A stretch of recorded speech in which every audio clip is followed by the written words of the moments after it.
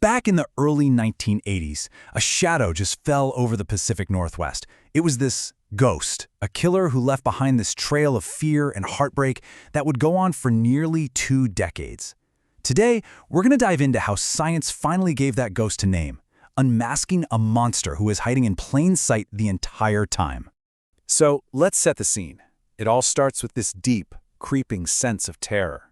Young women, many of them incredibly vulnerable, just started vanishing from the streets around Seattle. And then, their bodies began to turn up, often left in these haunting clusters, right along the banks of the Green River. And what is just so bone-chilling about this is the sheer amount of time we're talking about. For almost 20 years, this person moved through the community completely invisible, seemingly unstoppable. They just left behind this ever-growing list of questions and a community that was absolutely paralyzed by fear. Okay, so the pressure to find this killer was just immense.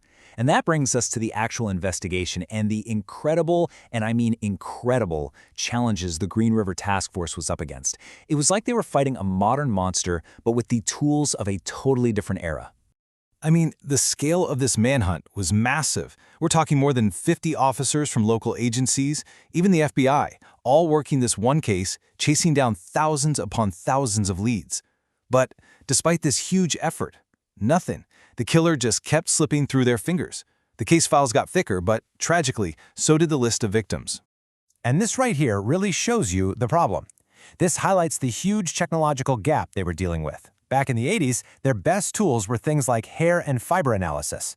Now, those methods could sometimes tell you who it wasn't, but they could almost never give you a definitive 100% positive match. The stuff we take for granted today, DNA profiling, national databases, that was basically science fiction back then. But this is where the story takes a turn. This is where the amazing foresight of those early investigators comes into play. They knew their technology had limits, so they made a decision that was absolutely crucial. They meticulously collected and preserved all the biological evidence they could find, basically taking a bet that one day science would catch up. And that single decision would literally change everything. And you know what? That bet paid off in a huge way. The case went cold for years, but as we get into the 90s and the early 2000s, forensic science just explodes. It goes through this seismic shift. And this is the turning point, right? A case that was nearly forgotten suddenly becomes one of the most active investigations in the entire country. This timeline really puts it into perspective, how agonizingly long the wait for justice really was. So get this, back in 1987, police take a saliva sample from a guy on their radar, a suspect named Gary Ridgway. But at the time, they couldn't do much with it.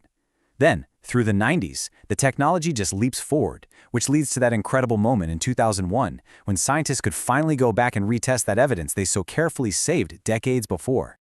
So, what was the secret sauce? It was a new technique called STR analysis. The real beauty of it is just how sensitive it is. It lets scientists create a full, unique genetic fingerprint from the tiniest, most degraded samples, which is exactly what they had from those old Green River crime scenes. It meant they could get a perfect match from evidence that had been totally unusable for years. And then it happened. This was the moment. They generated a DNA profile from that preserved evidence, they ran it through CODIS, the National DNA Database, and bam, they got a hit. It was a direct match to that saliva sample taken from Gary Ridgway 14 years earlier.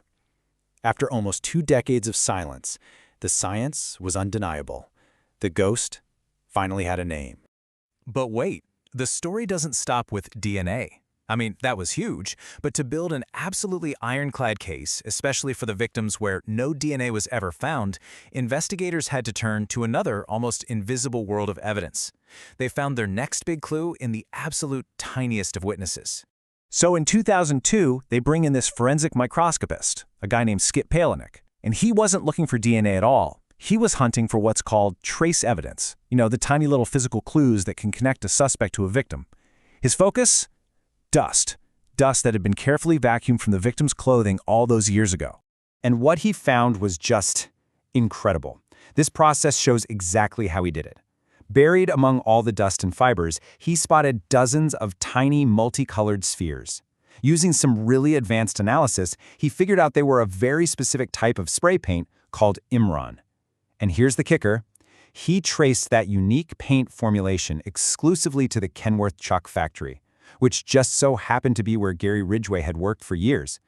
So now, just picture this. Prosecutors have two powerful, completely independent lines of scientific evidence.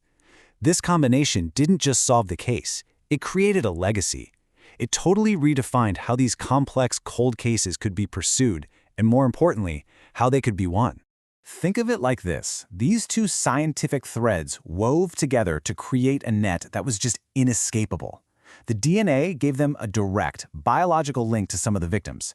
And then the paint spheres gave them this crucial environmental link, tying Ridgway to his job and then connecting him to other victims where there was no DNA.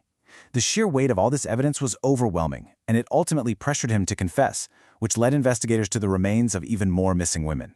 And if you need any proof of just how powerful this second line of evidence was, you don't have to take my word for it. Ridgway's own defense attorney admitted that the paint evidence was pivotal in their decision to plead guilty. Those tiny, microscopic witnesses, they were the final piece of the puzzle that left him with absolutely nowhere to go. And that really brings us to our final thought here. The Green River case was cracked because investigators, way back in the 80s, had the amazing foresight to save evidence for a future they couldn't even imagine. It really makes you wonder, doesn't it? How many other cold case files just sitting in evidence lockers right now are just waiting for that next scientific leap forward to finally bring justice home?